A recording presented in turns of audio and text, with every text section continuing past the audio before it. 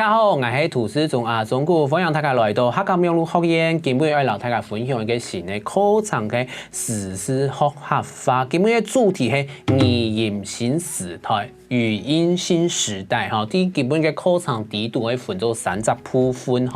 為老大家了解到文字樣板型轉語音，還講咧自動語音嘅編設有哪一道？還有兩隻有乜嘅優點同缺點嘅嗬，稍等咧就愛留大家聽下，帶定大家聽下來認識乜嘅很多文字轉語音。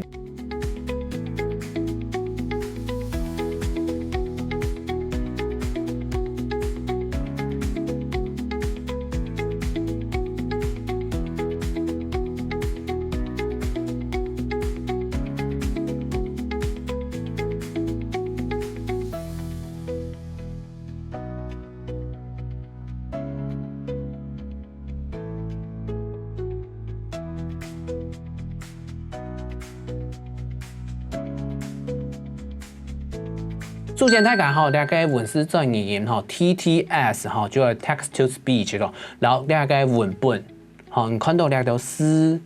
樣板型變做講出來嘅話，就係到文字轉語音基本上就講用電腦內圖用啲語音嘅核心當行，就係到語音嘅核心器啦。用硬體軟體做咗啲呈現，比如講核心過後，你都要動多嘅資料庫，然後留下嘅留好嘅資訊，嗱佢將下串起來，連起來，你同佢讀起來咧，都語音嘅資訊啊，會因為係咧個態勢要結勢，會要爭吵，韓國咧個咧個留好嘅東西，韓國留其他嘅人類嘅聲音嘅模腔嘅特徵。變做一隻嘅數目詞，過後咧來去調整過後，就變做做得合成一個新嘅聲音。比如講平常時大家可能要用嘅乜嘅 Google 小姐Google 先生你係要就係合成出來嘅聲。喺講如果看到一段詩歌唱人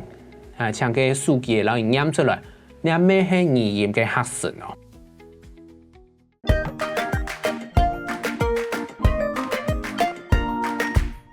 第一隻語音合成，語音合成，語音合成，語音合成內容做得產生愛到平常講嘅話。來聽下南西演講。語音合成內容